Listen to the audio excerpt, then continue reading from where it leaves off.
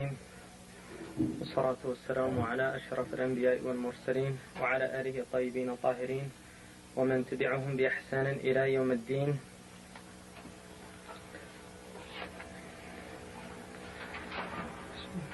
Alhamdulillah, I think the topic that I was given was about the heart, or the illnesses of the heart and how to deal with that. And from what I heard, it was covered by Sheikh Abdullah Idris before, and I'm sure he could do a better job about it than I can. But and also I'd like to say that any talk for me about these matters is certainly tazkirah, or a reminder for myself as well, because I'm certainly by no means where I would like to be in terms of the nature of the heart and its state.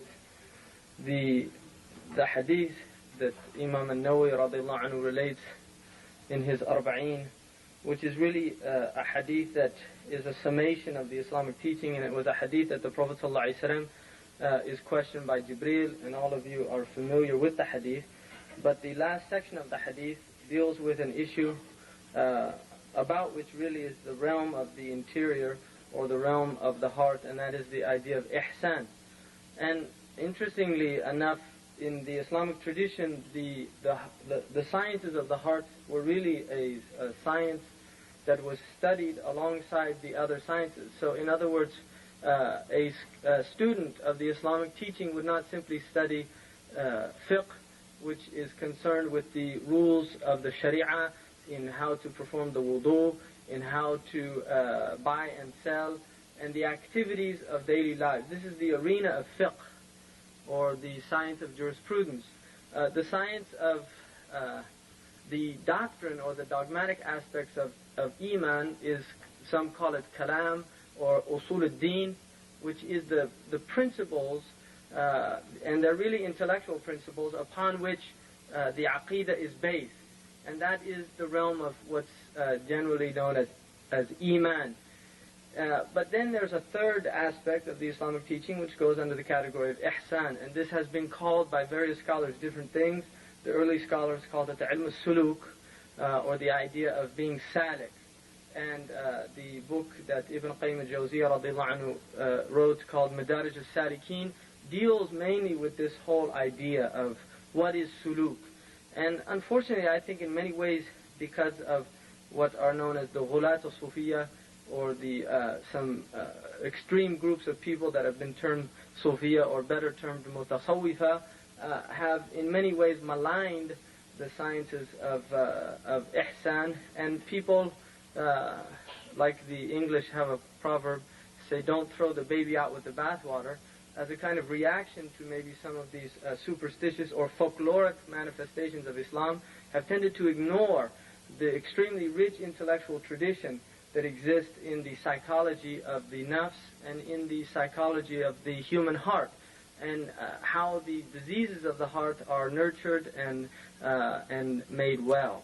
And so I think really it's very relevant in our time that the Muslims once again begin to examine this rich literature, and really start thinking about these things, because it's an element that in many ways does not exist in a lot of the current movements, Islamic movements.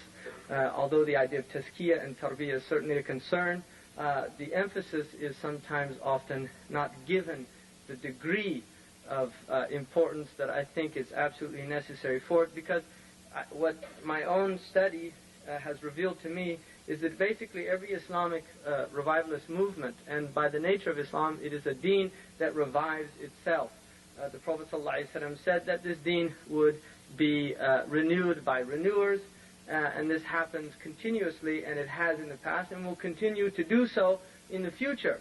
But what I have noted in the little research that I've done personally, and heard from others who have done more extensive research, is that really every Islamic movement of any worth that has had some sustainability in the history of Islam was based on really two foundational principles. The first one is the revival of the knowledge of Islam, which has to do with the outward sciences, Ihya ulum ad-din, which is interesting that Abu Hamid al-Ghazali, radiallahu anhu, who many, in fact, it's almost really by the ijma' of the ummah, he is considered to be the mujaddid of the 6th century of Islam. I mean, this is almost without argumentation, and extraordinary figure who had a massive impact on the Muslims during his own lifetime and after that, and of whom really myriad scholars have benefited extensively from his work.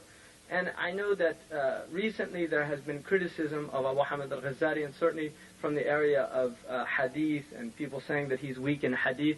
And I think it's a grave disservice to the Imam, because while every book, other than the Book of Allah, has mistakes in it, and this is something completely accepted by all of the scholars of Islam, there is not a single book on the earth that does not contain mistakes in it except the Book of Allah subhanahu wa ta'ala, and Allah would not allow any book other than His book to be perfect, because Allah alone is perfect. وَالْكَمَالُ لِلَّهِ.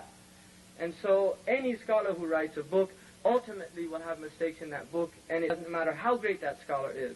And so to focus on the mistakes of the Imam and to not benefit from the extraordinary revivification of the Islamic teaching that he gave to this ummah is really a grave disservice.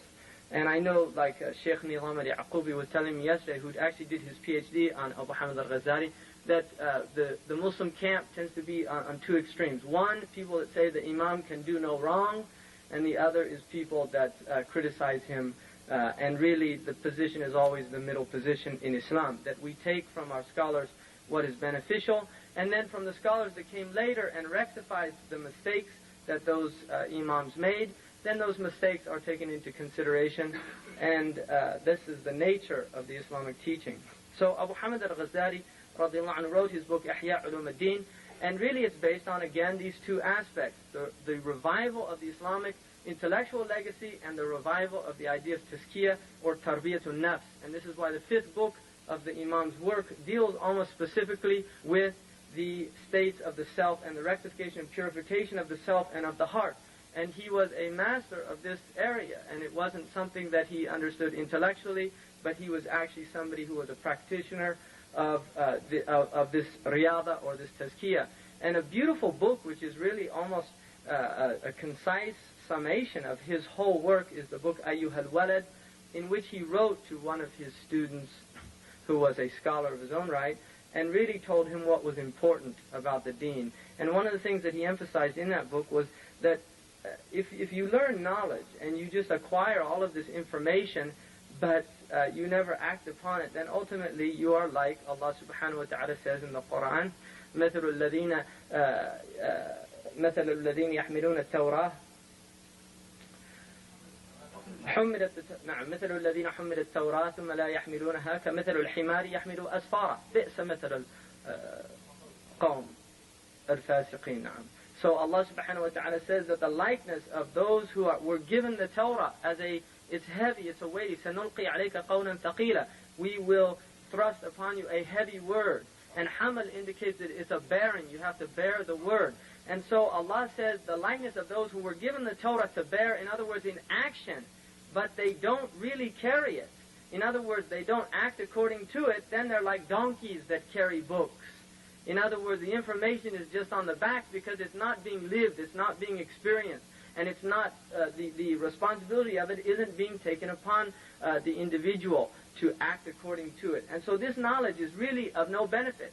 Ibn Rajab al-Hanbali radiyallahu anhu says in his commentary on the hadith, من سرك طريقا يلتمس فيه علما سهل الله له طريقا إلى الجنة, that the one who sets out seeking knowledge, that Allah will make easy for him the path to Jannah. He says in that there are 4 types of scholars or people of knowledge. And this is a very important distinction that he makes. The first, he says, is عَالِمٌ بِاللَّهِ وَعَالِمٌ بِحُجَجِ اللَّهِ. This is the one who knows Allah and knows the proofs of Allah. And he says that this man is safe in his own self, and he is a hujjah over Allah's creation. And then the next one he says is عَالِمٌ بِاللَّهِ وَجَاهِلٌ بِحُجَجِ اللَّهِ يُفِيدُ نَفْسَهُ وَلَا يُفِيدُ غَيْرَهُ. a scholar who is a knower of Allah subhanahu wa ta'ala, but does not know the barahin or the hujjaj, the proofs that Allah has sent down, he benefits himself and he doesn't benefit other people. And then he said, وَعَالِمٌ بِحُجَّجِ اللَّهِ وَجَاهِدٌ بِاللَّهِ. One who knows the proofs of Allah, and this one is somebody who has all the rules, but yet he doesn't know Allah subhanahu wa ta'ala. And he said, يَضُرُّ نَفْسَهُ وَيُفِيدُ غَيْرَهُ. He harms his own self and he benefits others. And then, so this categorization and this the possibilities here is that the Imam is telling us that there are individuals who know Allah subhanahu wa ta'ala. And what he said that means is تُبَاشِرُ مَعْرِفَتُهُ بِاللَّهِ قَلْبَهُ. That his awareness of Allah is something that's impacting his heart. And it might not be somebody who knows very much outward knowledge. And this is very important because many of the Sahaba were of this ilk. In other words, many of the Sahaba were not scholars.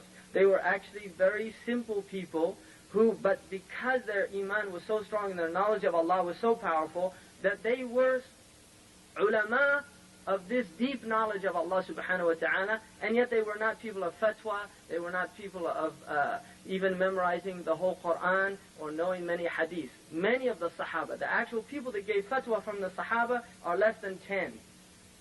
I mean, this is a historical fact. They were only a handful of the Sahaba that were really giving fatwa. And most of them really didn't want to because they had such taqwa of Allah subhanahu wa ta'ala. So I really think it's important that we don't envision that, if you're not a scholar, that's it, you're cut off from. On the contrary, there are many very simple Muslims that their iman is so strong, these people are in a much better state than people that know many riwayah and all of these words and things like that. And in the end of the day, really, it doesn't benefit them. Now, the best one and the highest one, according to Ibn Rajab, is the one who knows Allah and who knows the Sharia of Allah subhanahu wa ta'ala, because the Prophet sallallahu alaihi wasallam loved that things were beneficial. That, إِنَّ اللَّهَ يُحِبُّ الْمُؤْمِنَ الْقَوِيِّ وَالْمُؤْمِنَ الْقَوِيِّ أَحَبُّ إِلَى اللَّهِ مِنَ الْمُؤْمِنَ الضَّعِيفِ. The strong mu'min is more beloved to Allah than the weak mu'min. وَفِي كُلٍّ خَيْرٍ. But in all of them is good. So the strong mu'min is the one who, in terms intellectually, has a lot of knowledge and also benefits other people, but he's also being benefited by his knowledge. And so a weaker mu'min would be somebody who maybe has less knowledge and these type of things, but still, in both of them is good. Now, in terms of so this whole aspect of learning these outward knowledges is extremely important, but at the same time, it should not be at the neglect of this tazkiyah that should be taking place. And traditionally what would happen is, because people were studying with people that really had a lot of purification themselves, that this would affect these people in a very profound and deep way. And through the process of spending time with these people, they would literally themselves become people of tazkiyah. And unfortunately in our Islamic ummah, the teachers and the scholars of Islam were really so tortured and attacked and opposed, especially during the colonial period, that, you can read I read in Turkey that in 1923, there were 17 shuyukh that were hung in one village. What took place in Morocco under Governor Louti, this fanatical French governor, who literally went and killed many, many teachers of Islam. And this was happening all over the Muslim Ummah. And then the next thing that took place was the dismantling of the Islamic madrasa and university system, which these systems were producing human beings of great caliber. Well, those things were literally dismantled. So we find ourselves in a very precarious situation, because not only do we have very few people that are really well established and well grounded in the Islamic sciences, but also we have very few people that have gone through this serious training in which they can lead, they can take positions of qiyada. Umar ibn al-Khattab radiallahu anhu said, تَفَقَّهُ قَبْلَ أَن تَسُودُوا, that you should be people of understanding before you get into positions of authority. And what happens in many situations is many of us are put into positions of authority really before we're prepared for that. And I would certainly, put myself and many other people in that category, because this is a tragedy in the Islamic Ummah. So, in these two aspects of the Islamic movement, which is one, the revivification or revival of the Islamic sciences and knowledges. Now, the Islamic sciences really are very well known. They're categorized and they're classified. And they're classified between what are called fara'id kifaya, fara'id al-ayn, or individual responsibility, collective responsibility. There is an obligation on all of us to learn the ayn. All of us have this individual responsibility. And these things really are not learned on a weekend seminar. There are things that take serious study by all of us, and unfortunately, if we did not get it as children, then we must learn it as adults. I mean, the best and ideal situation is that a parent will give the child what it needs in terms of the prerequisite knowledges of Islam. But if they're not given these knowledges, and they reach into adulthood and they find that they're in a state of ignorance, it becomes incumbent upon them as a mukallaf, as somebody who is responsible, to seek that knowledge. And we know also that knowledge, according to Islam, is from the cradle to the grave. It literally is, min al-mahdi ila al-lahdi, from the cradle to the grave. And we have many traditions of scholars. Ibn Yusuf, radiallahu anhu, on his deathbed was learning some masail fiqhiyah. And it wasn't because he needed it in this life. He literally wanted to increase his knowledge, because Allah يَرْفَعَ الَّذِينَ آمَنُوا وَالَّذِينَ أُوتُوا الْعِلْمَ دَرَجَاتٍ.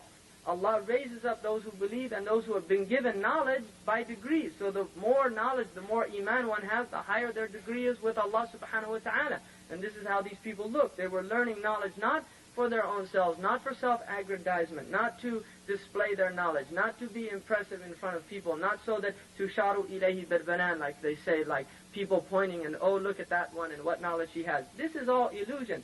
Like Khalil ibn Ishaq, when he, Khalil ibn Ahmed, radiallahu anhu, who wrote the science of arud, which is prosody, and really a brilliant scholar and grammarian. Somebody saw him after he died in a dream, and he said, where were all those knowledges that, because Khalil asked Allah to give him a knowledge nobody else had before him, and he was inspired to put down the science of the metric versification in poetry, the what are called the abhar in Arabic, of lines of poetry.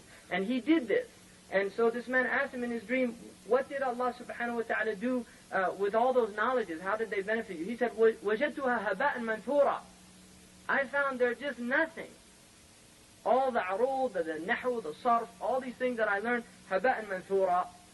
And like al-Junayd al-Baghdadi said, somebody saw him after he died in a dream, and he asked him, and he said, ذهبت تلك الإشارات وافتنت تلك العبارات ولم تفيدنا إلا ركيعات كنا نؤديها في جوف الليل.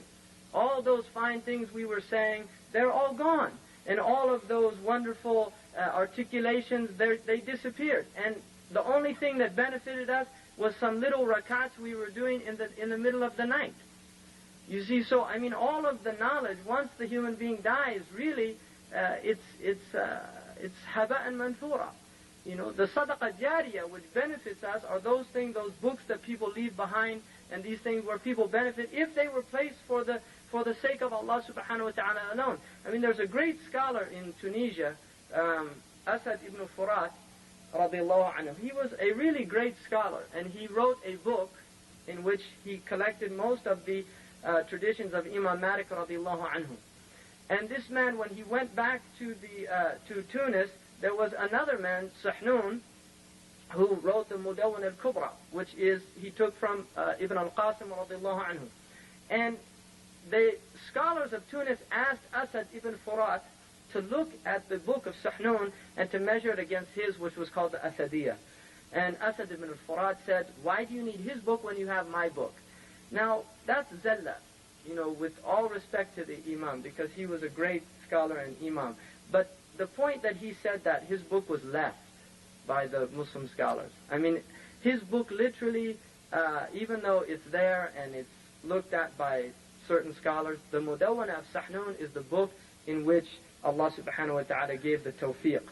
And this is very fascinating. There are literally hundreds of arba'inat, the collections of arba'in hadith, hundreds. You can see So many ulama wrote it because of the hadith about arba'in, man hafidha arba'ina min hadithi, he enters into Jannah fi zumrat al-fuqaha. It's a weak hadith that Imam Nawawi mentions at the beginning of the book, but because of the hadith, many, many people wrote the arba'in. Why is it that when we say al-arba'in, everybody knows Imam al-Nawawi?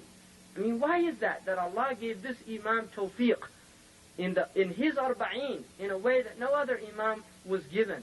And really, Imam Nawawi has an amazing maqam in this ummah, because all of his books have complete acceptance. And really, the way that's understood is the degree of ikhlas of this Imam and his life and what it meant. It was somebody who was not there for shuhra, who was not there to become famous, for notoriety, for these things. Doing it for the sake of Allah subhanahu wa ta'ala, liwajhi Allah. La uridu minkum jaza'an wa la shukura. They don't want thanks, and they don't want gratitude, and they don't want reward. They do this for the sake of Allah subhanahu wa ta'ala. And this is ikhlas. But the science of ikhlas literally is how, because there's a difference between mukhlis and mukhlas. In the Quran, both ways are come in the Quran. One is an active form and the other is a passive form. So there is literally a passive, there is a ikhlas that is active, but there's also an ikhlas that is passive. And the two are the ones that the people of tawfiq are the mukhlisun and the mukhlasun. And mutahharun are the people that have been purified by Allah subhanahu wa ta'ala. فَلَمَّا زَاغُوا وَزَاغَ اللَّهُ قُلُوبُهُم. And those who, when their hearts deviate, Allah deviates them more. And so, فِي قُلُوبِهِم مَرَض فَزَادَهُمُ اللَّهُ مَرَضًا. In their hearts is a sickness, Allah increases them in that sickness. And this is the difference. There's a departure at a certain point in the individual's life where they move towards increase or they move towards decrease. وَرُجِّحَتْ زِيَادَةُ الْإِيمَانِ بِمَا تَزِيدُ طَاعَةُ الْإِنسَانِ وَنَقْصُهُ بِنَقْصِهَا وَقِيلَ لَا وَقِيلَ لَا خُلْفَ كَذَا قَدْ نُقِلَ. That the iman itself, the ulama say that رُجِّحَتْ زِيَادَةُ الْإِيمَانِ, that iman increases. Abu Hanifa radiallahu anhu has an opinion that differs from that, and it's a very intricate opinion, but it's really more a semantic difference. The iman increases. بِمَا تَزِيدُ طَاعَةُ الْإِنسَانِ, in anything where the obedience to Allah is increased. وَنَقْصُهُ بِنَقْصِهَا, and iman decreases as ta'ah decreases. And this is the nature. And by the nature or the sunnah of Allah subhanahu wa ta'ala, we are either in ziyada or we are in nuqsan. We are either increasing or we are decreasing. But there is no static state in dunya. Stasis does not exist in dunya. It's not in a biological phenomenon. It's not a physical phenomenon. You won't find any stasis in the dunya. The nature of dunya is change. Things are either growing or decaying. And such is the nature of the spiritual world. The heart is either growing with iman or it is decaying. And the way that it grows is through obedience to Allah subhanahu wa ta'ala. So in terms of looking at the science of the heart, I want to look just at a few things, and then I'm going to open this up for some discussion or question. The Ibn Aisha radiallahu anhu says, وَتَوْبَةٌ مِّن كُلِّ ذَنْبٍ يُجْتَرَمْ, that tawbah is an absolute necessity from every wrong action.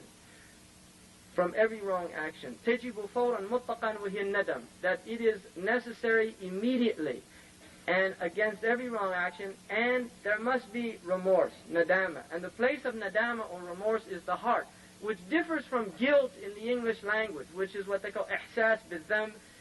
Guilt is something where the person actually believes that they are worthless.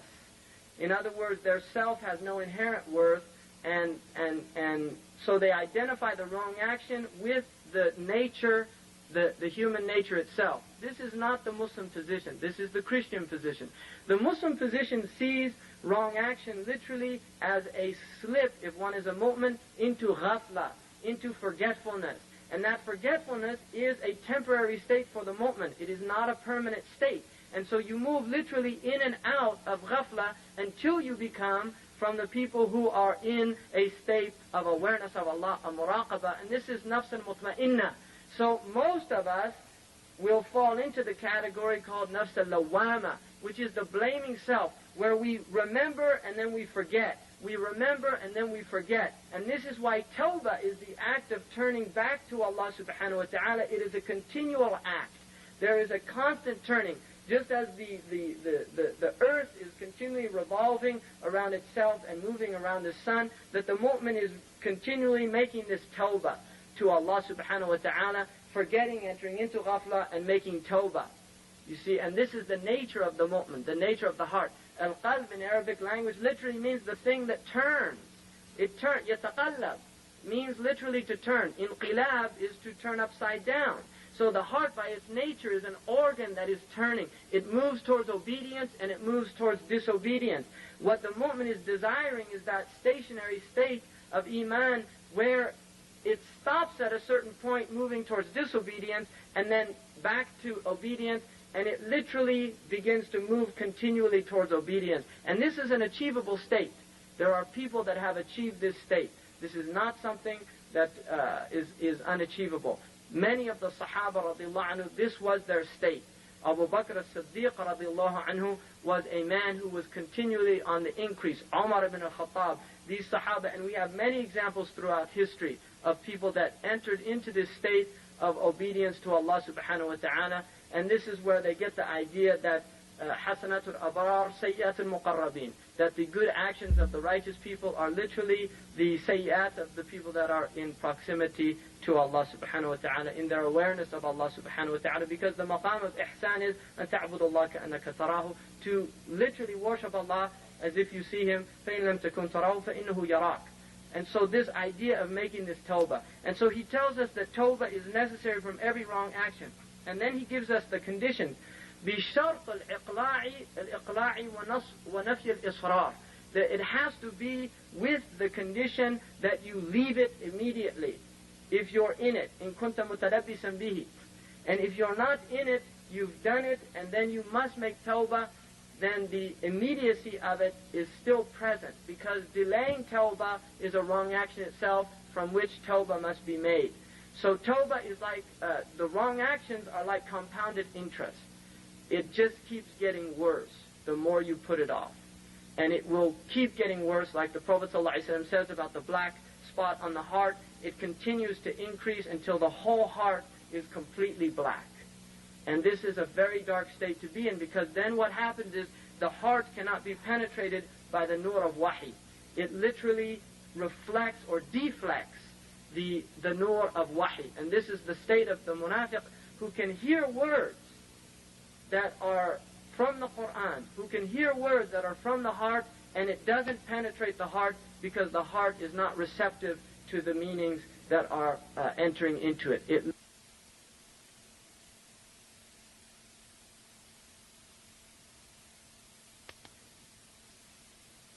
said that the kalimat al-haq تدخل في قلب المنافق فتتخلخل, that the word of the truth will enter the heart of the munafiq, but it will just be in a state of turmoil. حتى تستقر في قلب المؤمن, until it finds the heart of a mu'min. So the munafiq will literally have to throw it up. He'll have to get it out until it resides in the heart of the mu'min. And this is a horrible state to be in. And unfortunately, many Muslims are in this state. I mean, this is a tragic thing, because Muslims can hear the book of Allah and it has no impact on them whatsoever. يَضِلُّ بِهِ كَثِيرًا. And this is because the sickness of the heart. And the only way that the heart is purified is through serious scrubbing. The Prophet ﷺ said, كُلُّ شَيْءٍ يَصْدَى وَإِنَّمَا الْقَلْبُ يَصْدَى. Everything rusts or encrusts over. And even the heart becomes encrusted. كَلَّا بَلْ رَانَ عَلَى قُلُوبِهِمْ. Allah says in the Quran that the heart literally became this, was covered in this darkness by what they were earning, بِمَا كَانُوا يَكْسِبُونَ, by what they themselves were earning. And so the only way that it's purified is literally through a washing, through a scrubbing. وَإِنَّ صَقَالَتُهُ ذِكْرُ اللَّهِ. And the scrubbing of the heart is the remembrance of Allah. This is the polish of the heart.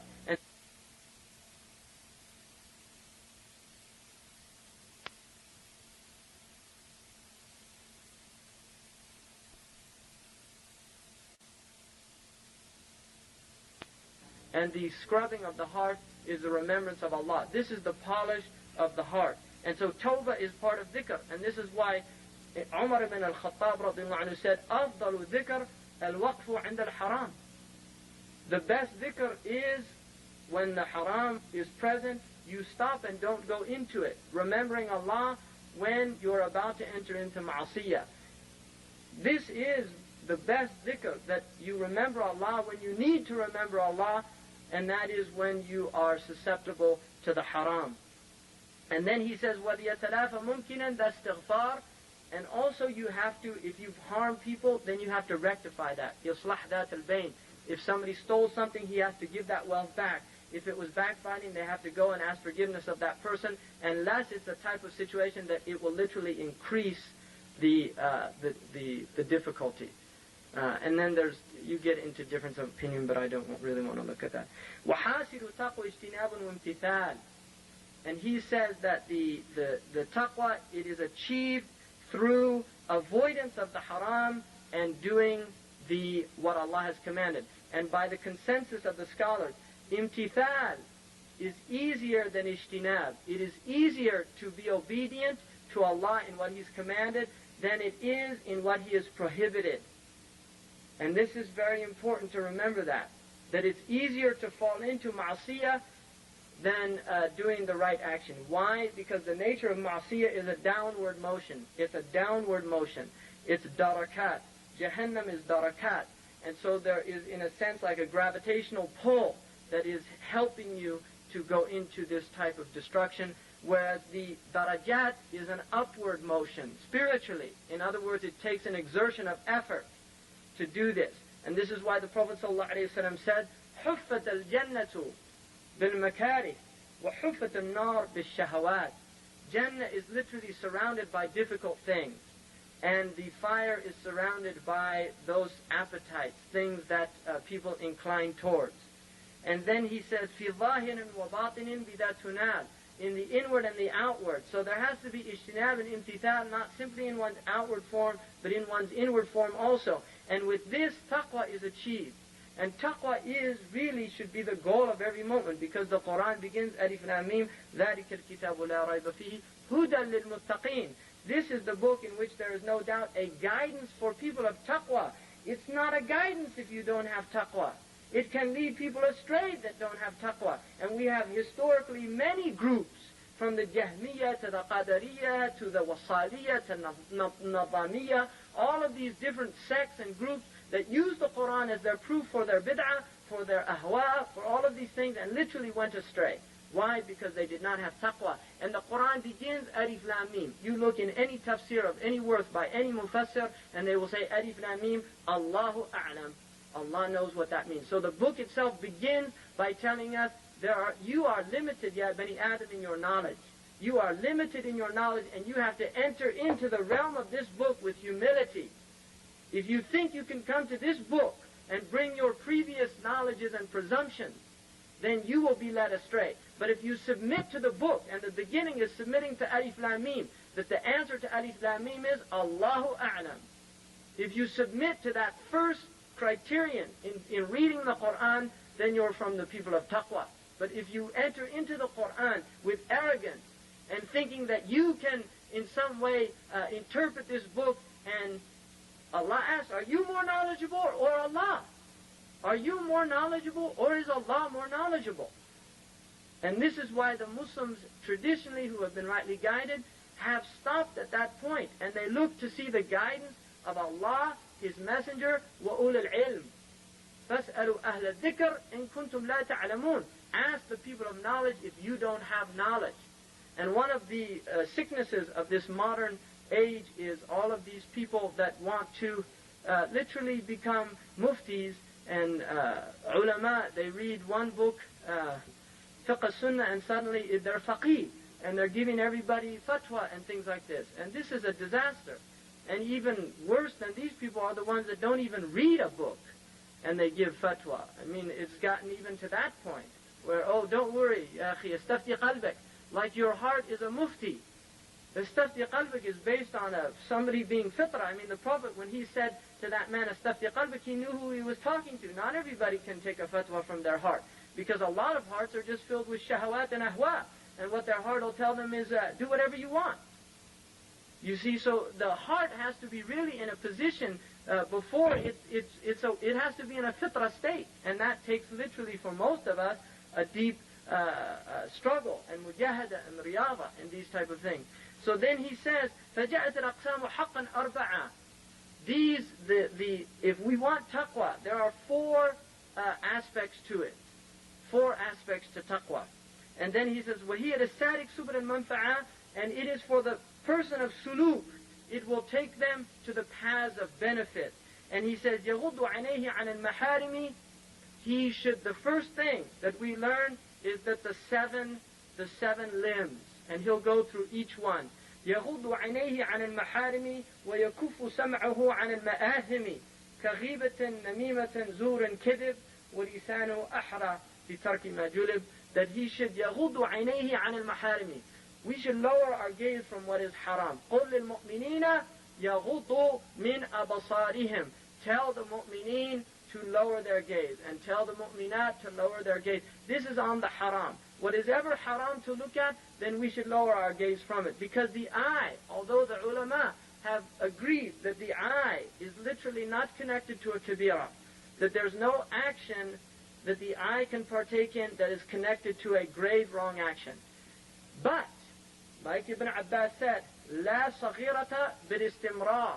There is no little wrong action with istimrar, with continuity of action. So if the eye is always looking at the haram, that itself becomes a kabira. So if the eye sees haram, occasionally, which is, especially in this country, you're just, a'udhu billah, we're just surrounded by imbibing the haram, which is a disaster for one's iman. Because they agree also that the asra'u jarihatan ala fasad al-qalb al-ayn. The quickest limb to destroy the heart is the eye itself. This will destroy the heart. And part of it is because visual things are actually more difficult to get out than hearing. You can hear many things, but you'll forget them. You can hear music, but you'll forget it. But I guarantee you, if you've watched films, that you've got those images in your mind right now. I know that everybody in here who's seen films or watched television, you can close your eyes now and imagine a film that you saw, and there's images of the haram that are in your heart. They're there. How do you get rid of that? We shouldn't have looked at it in the first place. Now it's there. What do? This is a disaster. And this is what shaitan does. He likes to fill the heart with the haram, so there's no room for the halal. Because the haram is a wi'a. And every container has limits. And you have to empty it of the haram and the jahiliyyah before it can be filled with the halal and the nur of Islam. And that's why the Sahaba radiallahu anhu said, the Prophet literally emptied us out of jahiliyyah to fill us up with Islam. So there's an emptying that has to take place before there's a filling. Just like you have to exhale before you can inhale. Just like the heart has to be contracted before it can be expanded. This is the nature of Allah's of creation. The diastolic, the systolic. This is the very nature. The pupil expands in order to take in. And it contracts in order to prevent light from coming in. And this is the nature that Allah has made us on. So contraction and expansion, Allah is al-qabid and al-basit. He's these two, the expander and the contractor. So the more we expand for shaitan, the more we contract for iman or for rahman. The more we expand for the rahman, the more we contract for shaitan. And this is really the nature of creation.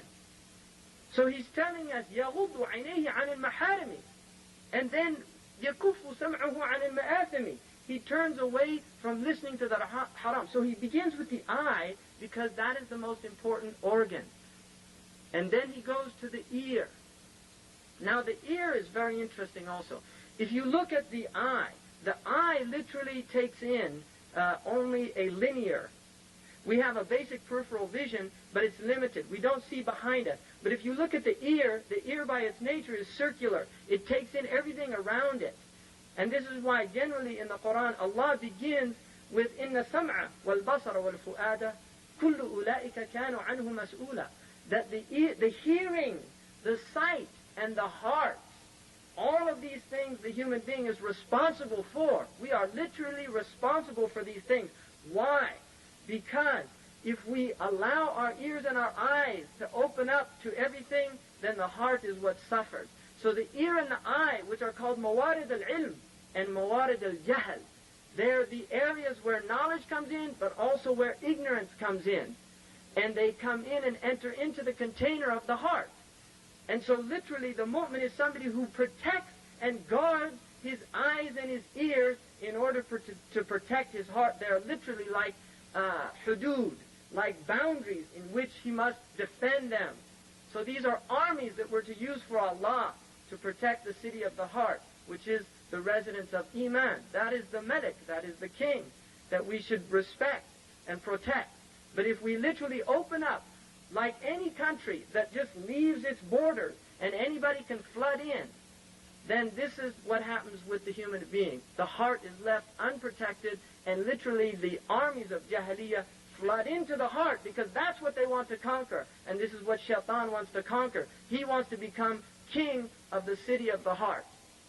And this is what Allah is warning us about. He's warning us in the Quran, don't take Shaitan as your friend. Don't take Shaitan as a nasir. He's khadul, he's gharoor, he's deceptive, he will betray us. And this is the nature. So he tells us that we have to protect the ear from what's wrong, and then he gives us the examples. Kaghibatin, namimatin, zurin kidib. Ghiba is, he begins with ghiba, because ghiba is the most common. This is what most of us, this is what we're dealing with. Muslims have become people that backbite. يَغْتَابُ بَعْضُهُمْ بَعْضًا. And Allah says, لَا يَغْتَابُ بَعْضُكُمْ بَعْضًا. Don't let one of you backbite another of you.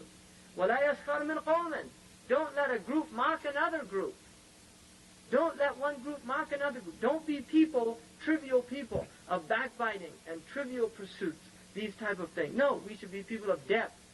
And so he's warning us about backbiting. And then he says namima, because namima literally is that which separates people. It's called ifsad dat al-bayn. And the Islam is based on islah dat al-bayn. فَأَصْلِحُوا بَيْنَ أَخَوَيْكُمْ. Rectify between your two brothers. And then he says zur. And zur is false witnessing, bearing false witness, which is really, this is a wretched thing. One of the worst things that a human being can do is to bear false witness against other people. And then he ends with kidib, because this, in a sense, is really a generic under which these other things will fall. And kidib is anything that is opposite of the truth, and this is something to be avoided. Neither listening to it, and then he says, لِسَانُهُ أَحْرَى بِتَرْكِ مَا جُلِبْ.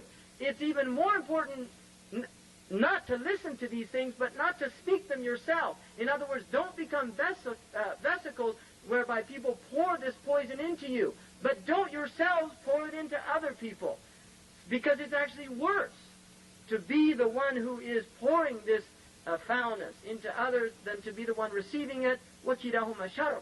And both of them have evil. Both are evil states. And then he says, يَحْفَظُ بَطْنَهُ مِنَ الْحَرَامِ. Now he moves to the stomach. So he's dealt with the eyes, the ears, the tongue. And there's 7 limbs that are literally like thughur, or the boundaries. And then he goes to the batan, the stomach, يَحْفَظُ بَطْنَهُ مِنَ الْحَرَامِ. That he protects and guards his stomach from the haram. The Prophet ﷺ told us about that if you have عِفَّةُ طَعْمَةٍ, صِدْقُ حَدِيثٍ, وَحُسْنُ خَلِيقَةٍ وَعِفَّةُ طَعْمَةٍ, that don't even worry about whatever afflicts you from dunya.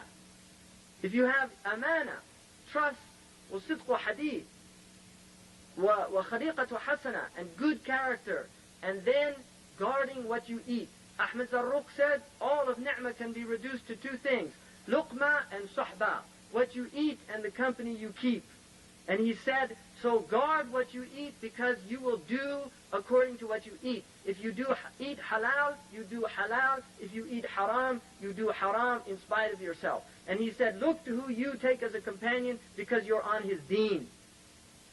You're on his deen. الْمَرْءُ عَلَى دِينِ خَلِيلِهِ فَلْيَنْظُرْ أَحَدُكُمْ لِمَنْ يُخَالِلْ. A man is on the deen of his companion, so let one of you look to who he takes as a companion. To who he takes as a companion. So that he protects his stomach from the haram. يَتْرُكُ مَا شُبِّهَ بِاهْتِمَامٍ. And the next thing is تَرْكُ الشُّبُهَاتِ. تَرْكُ الشُّبُهَاتِ. So here he's covered, where he's going through these things. The تَرْكُ الشُّبُهَاتِ is literally leaving anything in which is doubt.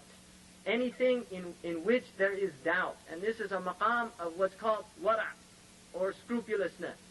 And the people of wara' are the people who leave the mushtabihat, those things in which there is doubt. And then he says, يَحْفَظُ فَرْجُهُ وَيَتَّقِي الشَّهِيدِ, that he guards his private part. The Prophet ﷺ said, مَنْ ضَمِنَ لِي مَا بَيْنَ فَكَّيْهِ وَفَخِذَيْهِ ضَمِنْتُ لَهُ الْجَنَّةِ. The one who will guarantee for me the tongue and what's between his two thighs, or her two thighs, then I will guarantee for them the Jannah. And so, guarding one's farj literally is part of taqwa. And this follows the food, because eating the haram leads to doing the haram. You see, each one of these things moves. One of my Marab Hajj told me once, he said, Al-Ainu baridu zina. The eye is the post, sending the letter of fornication. It's the baridu zina. And this is why everyone has a degree of zina written for them. And the farj, yukadhibuhu or yusaddiquhu. The private part will either negate it or confirm it.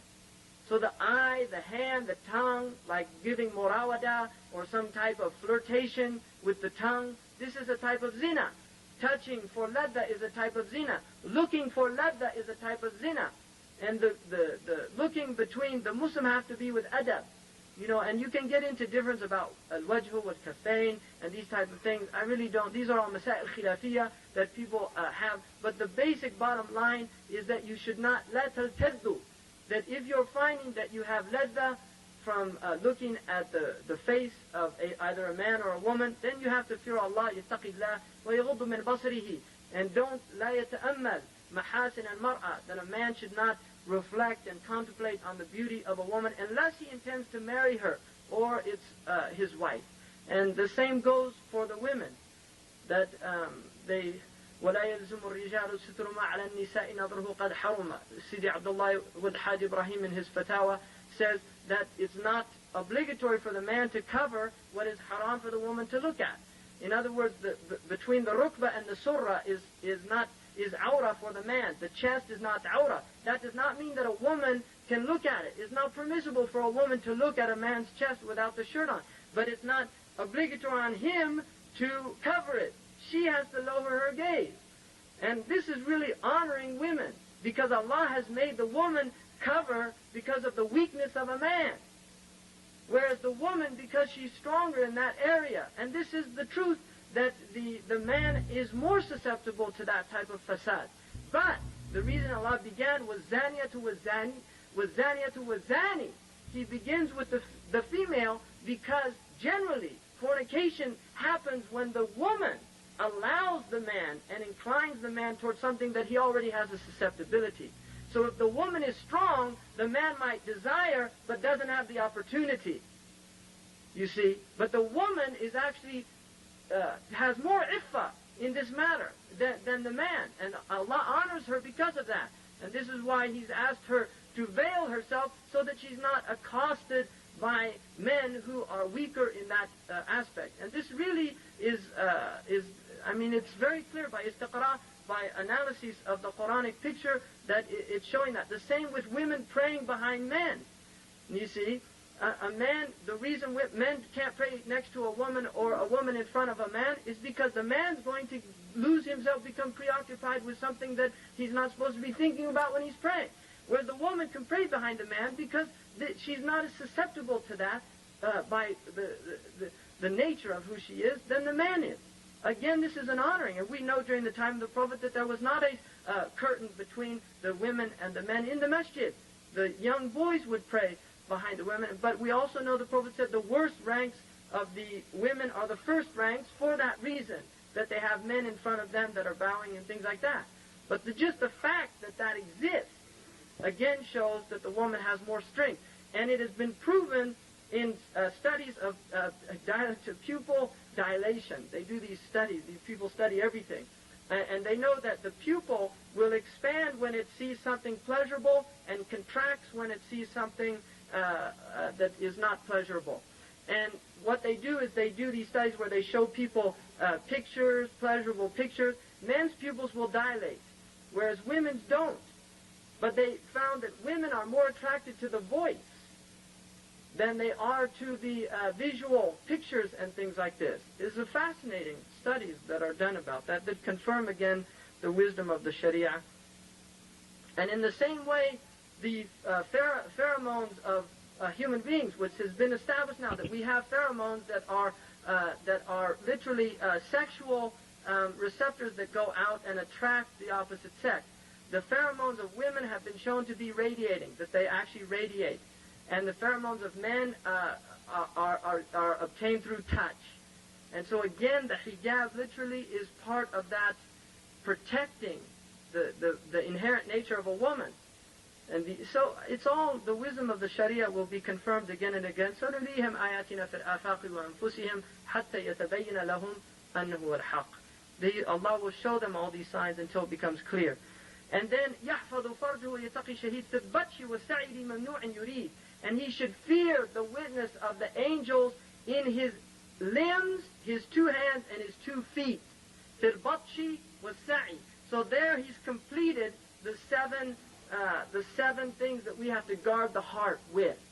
And this is the eye, the ear, the tongue, the button, the farj, the hands, and the feet.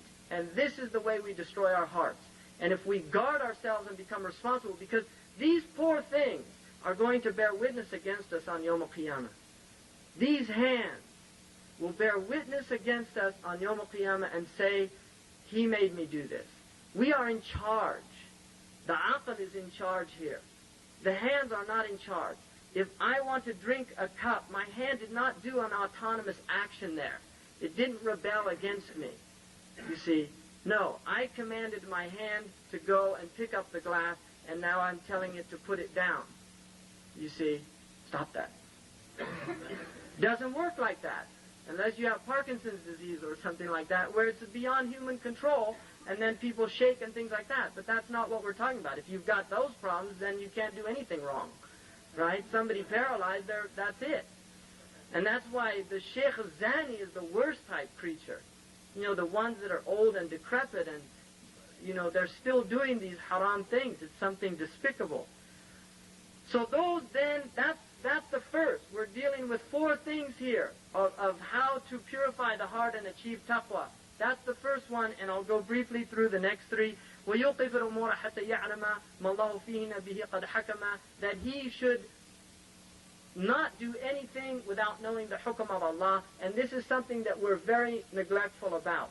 There are many people that go into businesses, go into contracts, go into relationships without understanding what the hukum of Allah subhanahu wa ta'ala is, and this is something that's disastrous. We have to know what Allah has commanded in everything, in every single action, and Allah has not left us without guidance. We even have guidance when you don't have a choice but between 2 haram things. This happens in existence. And we have usuli principles that protect us and guide us, but we have to have taqwa, and we have to go and ask the people that, if we don't know, we have to ask the people that know. And then he says, يُطَهِرُ الْقَلْبَ مِنَ الرِّيَاءِ وَحَسَدٍ عُجْبٍ وَكُلِّ دَاءِ. So the next thing in achieving taqwa, after the 7 limbs, and after learning the sharia of Islam, is تطهير القلب, that you purify the heart, min al-riya. And the Prophet ﷺ said that the riya in his ummah is akhfa min namratin, the shirk is more akhfa, it's more discreet than the namratin sawda, a black ant, fi laylatin dhalma, in a dark night, ala sakhratin malsa, on a smooth rock. This is the shirk of the Prophet's ummah. It's a very subtle shirk, and it's called riya, which is showing off, yura'i and nas, showing to people and not guarding what Allah subhanahu wa ta'ala has commanded. And then, so he begins with riya, because that's the foundation of all sicknesses. And then he says, وَحَسَدٍ عُجْبٍ وَكُلِّ دَاءِ. Hasad is to be envious. And this is one of the worst things. And the Prophet ﷺ said, إِنَّ الْحَسَدَ يَأْكُلَ الْحَسَنَاتِ كَمَا تَأْكُلُ النَّارِ الْحَطَبِ. That the envy will eat the good actions like fire eats the dry wood. And so hasad, وَحَاسِدِينِ ذَا حَسَد. seeking refuge from hasad.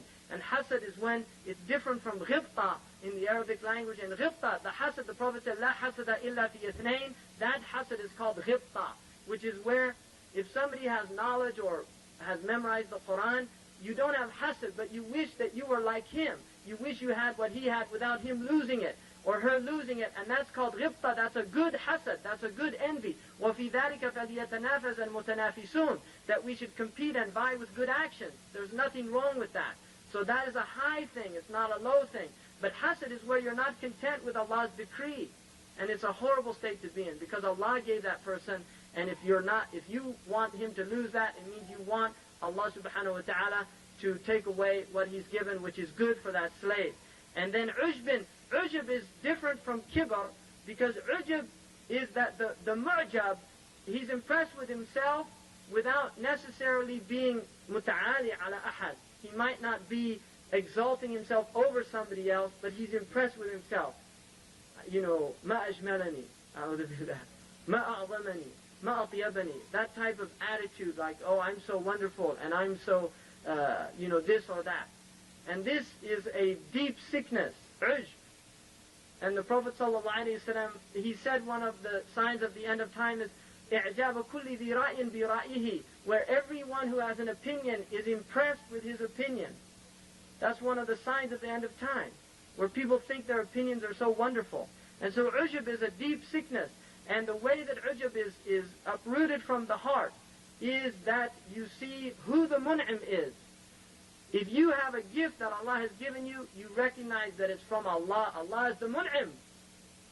Allah is the one who gave you that gift. And so you recognize that it's a gift from Allah, and just as He gave it to you, He can take it away from you. And eventually you will be, if you're beautiful, your beauty will fade. If you're intelligent, your intellect dies just like everything else. This is the nature. Even the most brilliant person, Allah can يَرُدُّهُ إِلَى أَرْضِ الْعُمَرِ. He can send him back to senility, like a baby, لَا تَعْلَمُونَ شَيْئًا, not knowing anything. And this happens. People, PhD, look, Ronald Reagan now. He's the President of the United States. Now he doesn't even remember who his wife is. You see, this Alzheimer's disease. You know, you can be so impressed with yourself, and Allah can literally take away everything He's given to you. And this happens. People lose their minds. They lose their memories. They lose all these things. So ujub is a deep sickness, and it has to be uprooted from the heart. وَكُلِّ دَاءِ, and then you get into many hasad, bughd, baghina. There's a whole bunch of diseases of the heart that I really don't have time to go into. And then he tells us, وَعْنَ بِأَنَّ أَصْلَ دِلْ الْفَاتِ, he gives us the source of all of these diseases. حُبُّ الرِّيَاسَةِ وَطَرْحُ الْآتِ, loving leadership.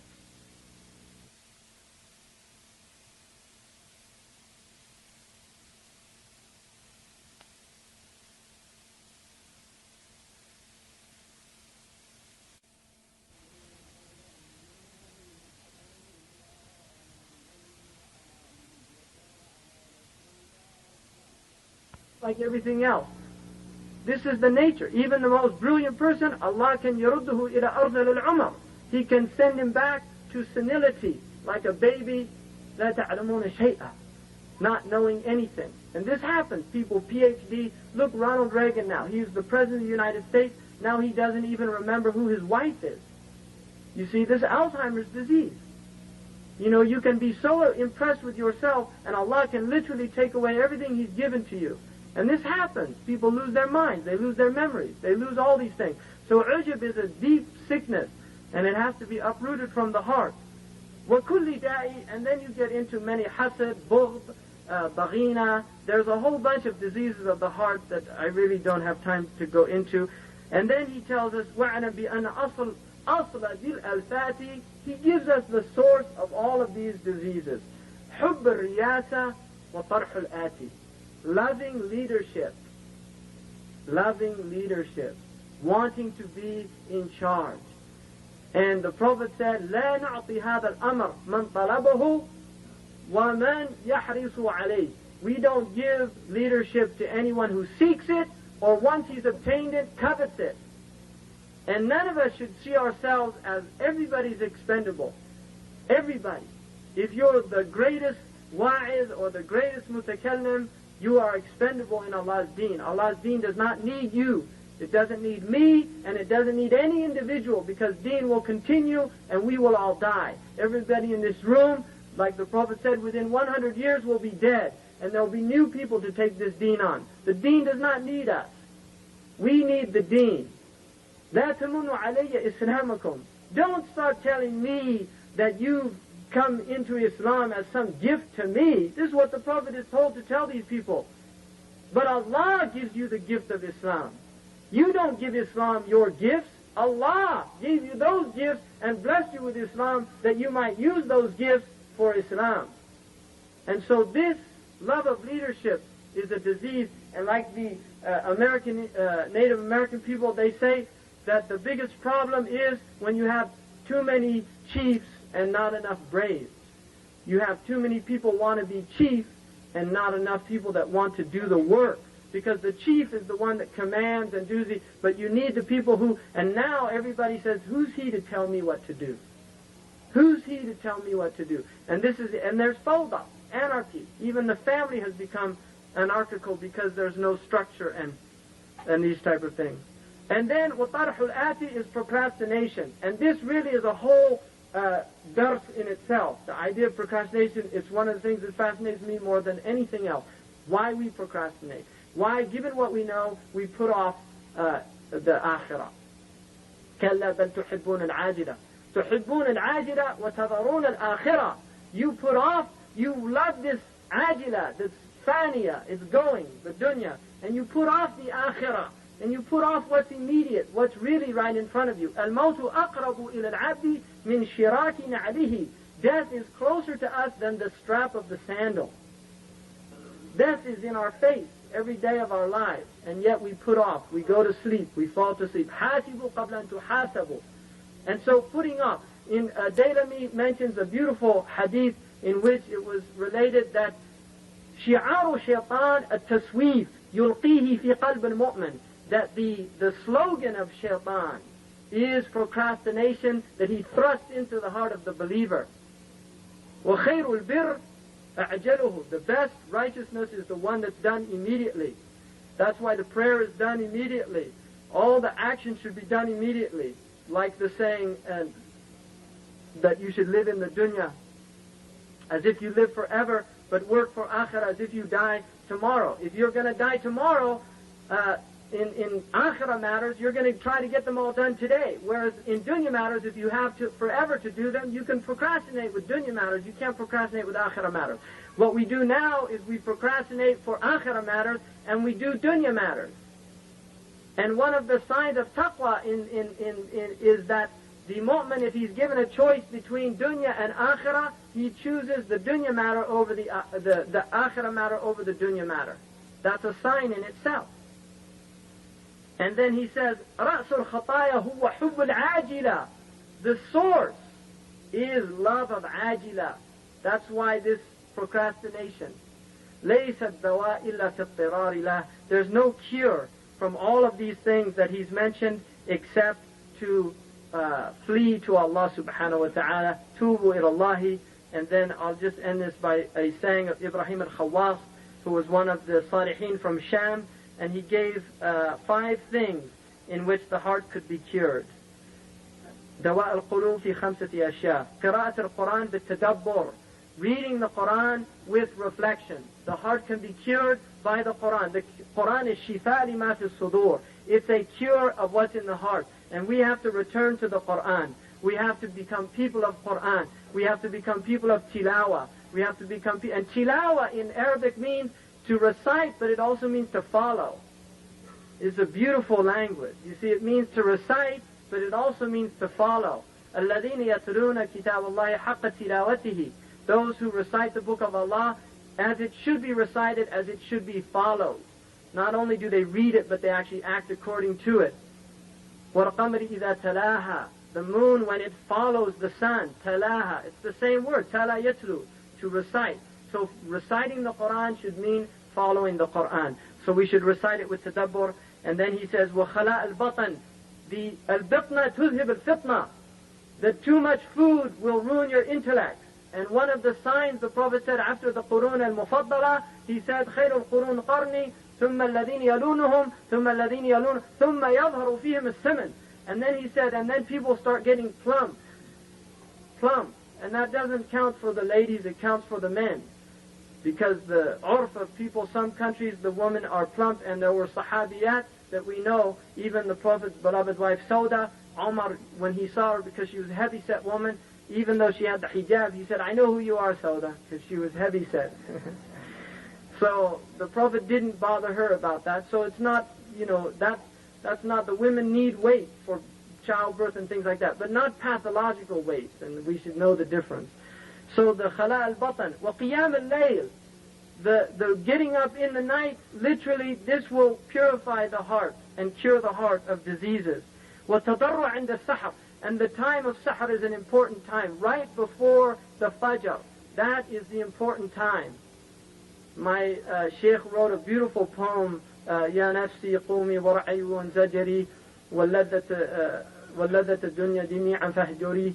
And then he says, وَلَا سِيَّمَ الْهُجُوعَ وَقْتَ السَّحَرِ. Leave all of the pleasures of this world, especially that pleasant sleep right before Fajr. You have to abandon that sleep, and inshallah Allah give us the strength to do that, because that's a time وَبِالْأَسْحَارِ هُمْ مُسْتَغْفِرُونَ. Those people who during that ashar, they ask forgiveness of Allah subhanahu wa ta'ala. And really, this is what we have to do to revive this ummah, to begin to get up and complain to the one who loves complaint. Allah loves complaint. Everybody in creation hates complaint. You come to me, start complaining to me, and I'm going to not be very patient. But you go to Allah, and He loves complaint. And we know in the hadith that He actually will not answer the prayer of a slave that He loves, because He loves to hear him call on Him. SubhanAllah. So Allah loves that. So we should make tadarru'. And the last one, mujarasat al-salihin, sitting with the righteous people. Ya ayyuha alladhina amanu, attaqullah wa kunu ma'a sadiqeen. O you who believe, have taqwa of Allah, and be with those of sidq, of truthfulness. People who remind you of Allah. Like Ahmad Zarruq said, لا تصحب إلا من ينهضك حاله ويدلك على الله مقاله. Don't take as a companion except one who his state will get you nasheed, get you going, get you energized to be worship Allah. وَيَدُلُّ عَلَى اللَّهِ مَقَالَهُ, and what he says takes you to Allah. أقول قولي هذا واستغفر الله. جزاكم الله خير.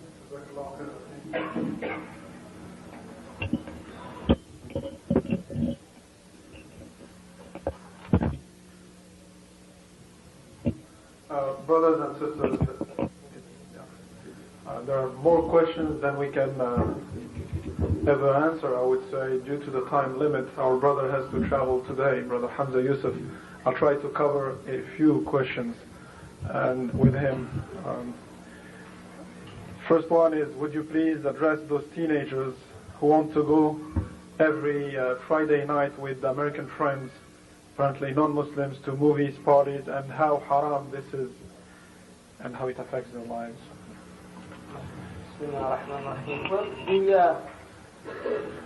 Well, the Prophet ﷺ said, if you knew what I knew, you wouldn't go out at night. And that's not a joke.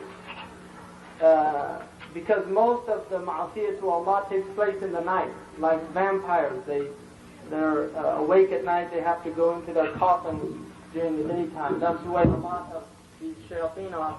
They're active at night, and they're passive during the daytime. And that's why they say, Nawm al-zalim ibadah, the sleep of the oppressor is like worshipping, because it's the only time they're not doing anything wrong. And the people of night sleep during the day. So, the other thing, it's unfortunate. I think part of it is, Aisha, there's a beautiful tradition that An-Nasa'i relates about Aisha radiallahu anha, when the Habashi were dancing in the masjid, and they were singing Aba Qasim Tayyiba in Habashiyya. They were like praising the Prophet in Habashiyya. And the Prophet took her, and he was hiding her with his rida, his cloak, and he asked her, Aturidi an tanduri, Ya Aisha, do you want to look? And she said, yes. And then she said, I got up on his shoulder, and her cheek was next to the Prophet's cheek, and she said, radiallahu anha, she said that the Prophet said, Hasbuki, is that enough? She said, La, I want to see some more. And then he said after a little while, Hasbuki, is that enough? She said, no. And she said, Wallahi, I didn't want to watch them. I just wanted women to know her maqam, how close she was to the Prophet sallallahu alaihi wasallam. It's a beauty. She's a young girl. She was a very young girl. But in the hadith, the point of that is she said, I was at an age that people, yahtam billahu, that the entertainment still was something enjoyable, which is an indication that at a certain age, when people are youthful, that entertainment is something, and the Prophet was not opposed to entertainment. Really, he was not opposed to entertainment. In fact, he asked about a walima for the Ansar, is there lahu? And when they said no, he said, bring some entertainment, because he said, يُعْجِبُهُمْ الْأَنصَارِ يُعْجِبُهُمْ اللَّهُ. The Ansar, they like entertainment. And he also said at one point, bring some entertainment on this Eid, because I like to show the Jews and the Christians that we have fusha in our deen, that that we're not all these dry, Puritan type people that don't have some enjoyment. No, entertainment can be, but what type of entertainment? This is the question, you see. I mean, our entertainment is not like their entertainment. Their entertainment is filled with things that we really shouldn't be looking at. And what they call parental guidance, subhanallah, I mean, this just really pornography from a Muslim perspective. And it corrupts our youth. It corrupts the youth. It really does. And even, I've written one commentary on a Disney movie. I'm watching all these Disney movies to, not encouraging youth to do that, but to do actually analyses of them, because they're very insidious films that actually have deep, hidden, subliminal messages to our youth. And most of the messages deal with, in fact, disobedience to parents. It's not a joke. I mean, it's very deeply ingrained. If you look at The Little Mermaid, it's basically about a girl who's refusing to obey her father. And what the message of the movie is, disobey your father, marry whoever you want, which in this culture means sleep with whoever you want, and your father will still love you. That's the message. And the same with the Aladdin is actually a deep attack on the Sharia of Islam. In fact, it's even though they don't blatantly say it, I'll just give you very quick examples. The scene where she steals an apple or takes an apple to feed a poor person, and they're about to chop and are hungry. Not Sharia, but they're showing the Americans that idea of cutting the hand for stealing to help somebody. It has nothing to do with Islam. But the deep, insidious attack is that the woman, she's a princess who cannot marry a common person. And this is the idea, akfa, in a refused to, because Islam, even Abu Hanifa should be aware of that, of the idea of akfa. And it attacks that whole idea, and basically again says that the king in the end says, well, I guess it is a tradition. In other words, it's an old sacred law, but we can just change it. And this is the message. And Alauddin becomes Al, which is exactly what they want. Alauddin to Al. A lot of the questions deal with TV, watching movies, these are the hard from this, and even not lowering the gaze, brothers and sisters watching each other. A lot of them deal with this issue. Well, about TV, I could go on for hours, because, and so can TV. Brothers and sisters are asking how they can clean or cleanse the heart and avoid. What I would do initially. There's two ways you can go with TV. TV is an addiction. It is just like heroin or morphine or opium. They don't like to talk about this, but all of their statistics show that people are addicted to television, and they show the same type of withdrawal symptoms when they stop watching television as they do with other addictive drugs. This has all been scientifically documented. It's not something that I'm making up. And there are many books, The Plug-in Drug by Denise Wynn, or 4 Arguments for the Elimination of Television, Amusing Ourselves to Death, a whole bunch. I've read a lot of books on television written by very brilliant analysts of that medium. And so basically it is an addiction. If you are addicted to television, and I would say watching it every day is a sign of addiction, because anything you do on a regular basis every day is a type of addiction. If you're watching it every day, then first of all, the first thing you have to do is look at what you're watching. That's the most important thing first, as just a first step. most people will find that what they watch is rubbish. There are certain people that do watch like the news, which I think is rubbish as well, because it's just empty. I mean, there's a book called Watching TV News by Neil Postman. Very clearly articulates the fact, this guy is a PhD in communications theory at Columbia University, that you don't learn anything on the news. You, in fact, are actually dumbed down.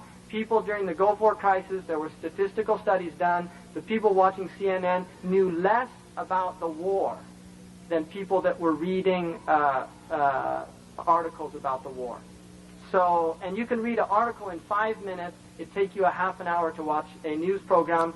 About 90% of it is just what they call fluff. And then the 10% is... And the other thing, I don't think we should look, and I'm very opposed to showing pictures of dead Muslims.